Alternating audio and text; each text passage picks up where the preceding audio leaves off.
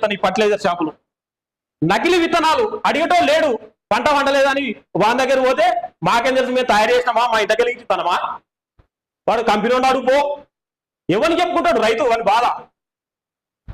రైతు కుటుంబంలో ఉండి ఈ ఫర్టిలైజర్ షాపు నడిపించే ప్రతి ఒక్క ఎదవనా కొడుకు బాయికాడి పోయి ఎడ్లతో నాగలు కట్టి దున్ని పారతో చెక్కితే ఆ కష్టం అనేది ఒక 6 నెలలు ఈ షాప్ ఇడిచిపెట్టిపోయి వ్యవసాయం చేయపో, తెలుస్తుంది రైతు బాధ.